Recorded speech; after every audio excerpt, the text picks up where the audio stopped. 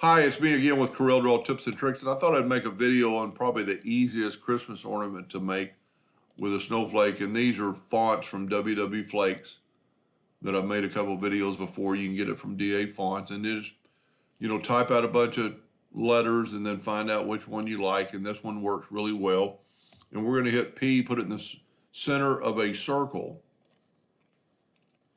and then we're going to take it all and select it all, and we're going to go front minus back, opposite, back minus front. And what that did, that gave us an interior part that we can now bring in another circle and hit P and then fill it in, and there's your Christmas ornament. But let's add a name to that. So let's take that circle away and let's type in a name. All capitals is, I think, the best for welding and everything. And just kind of make it about that size. Pick a font like Comic Sans that I like. And you can use any font you want, but it's kind of a good font. Make it bold. And hit P and put it in the center of the page.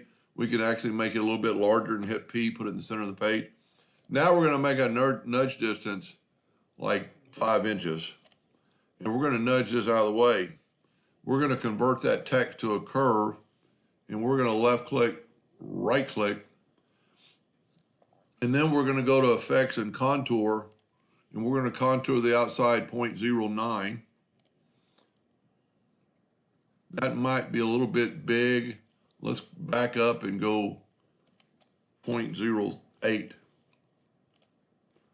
That looks pretty good. Then go to Effects, or go to Object and break Contour apart. Then take the outer contour and take it over to your item. Got the pan tool.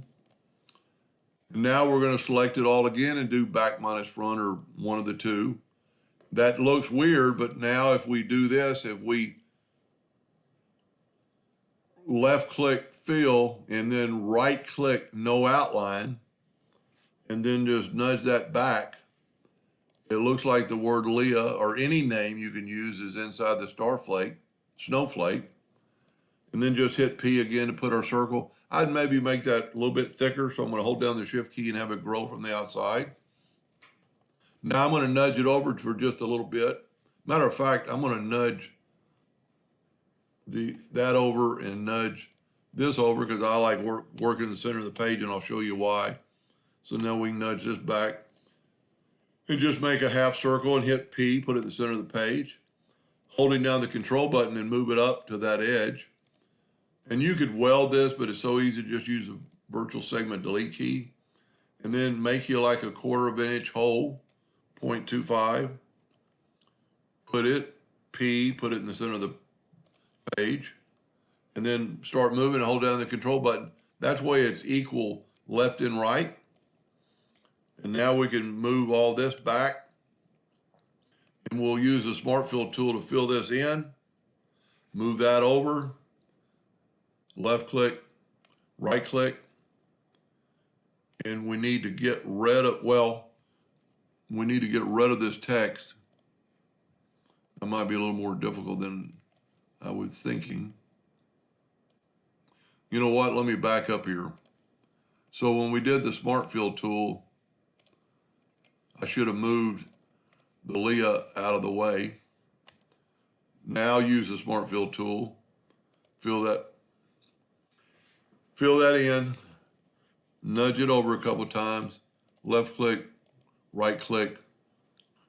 And then what that did, that welded that handle on, and then nudge that back.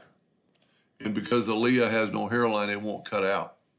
It's going to look funny, but if we fill it with a wood color, just kind of tell you what it's going to look like.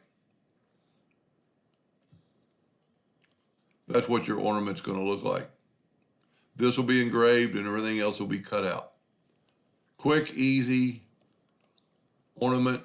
So remember, WW Flakes from www.dafont.com. Anyway, I hope that helped a little bit, and thank you for watching.